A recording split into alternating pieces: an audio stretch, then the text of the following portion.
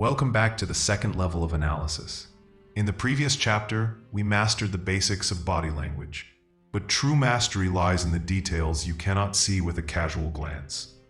Today, we unlock the advanced techniques used by intelligence agencies to read minds instantly.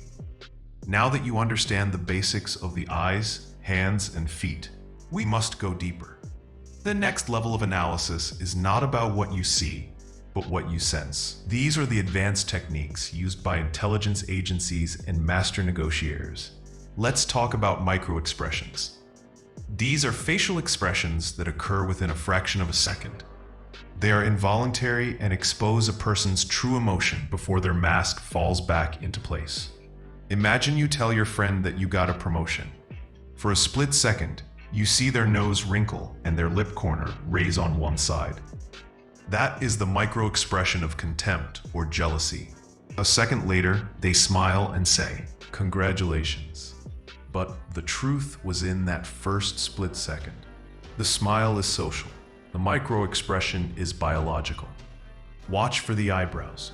When someone is genuinely surprised, their eyebrows raise and stay up for a moment. But if they are faking surprise, the eyebrows jump up and immediately drop down. We call this the jack-in-the-box effect. If the emotion doesn't linger, it isn't real.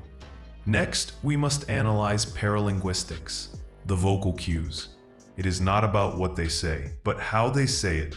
When a person is confident and telling the truth, their voice usually drops in. If a leader speaks with an upward inflection, they do not truly believe in their own authority.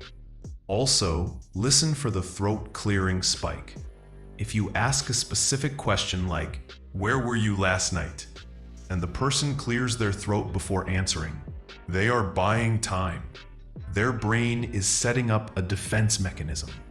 The throat clearing is a physical reaction to the anxiety of the question. Now, let's observe power dynamics and territorial displays. Humans are territorial creatures. When we feel powerful and confident, we expand. When we feel weak, we shrink. Look at how a person uses the space around them. An alpha or dominant individual will claim territory. They might spread their papers out on a meeting table, put their arm over the back of an empty chair, or stand with their legs shoulder-width apart. They are signaling, "This is my space." In contrast, a submissive or hiding person will condense. They keep their elbows tucked into their ribs.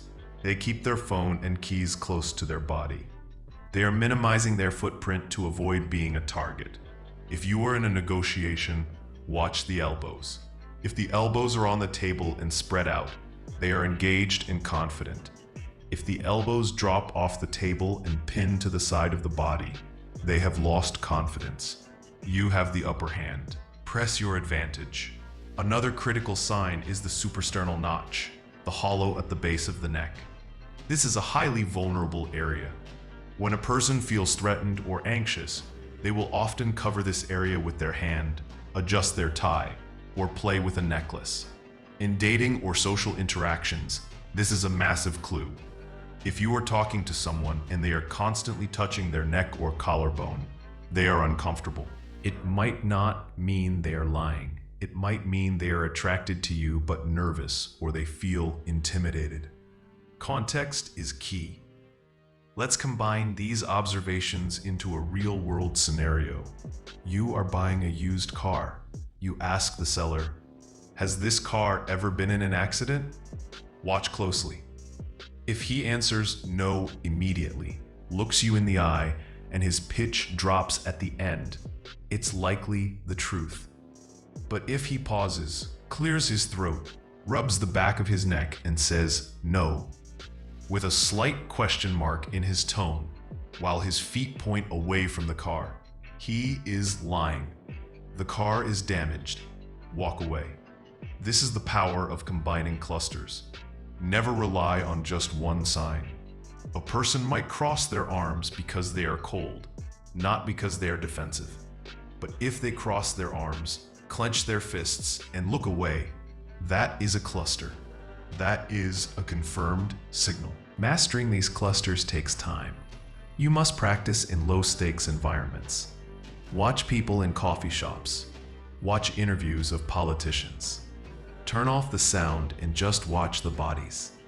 You will be amazed at how loud the silence can be. The world is full of noise, but the truth is always silent, waiting for those who know how to look. We now possess the tools to see what others miss, but knowledge without practice is useless. Go out and observe. If you want to master the final level of psychological control, subscribe to Urban Echo Mind now.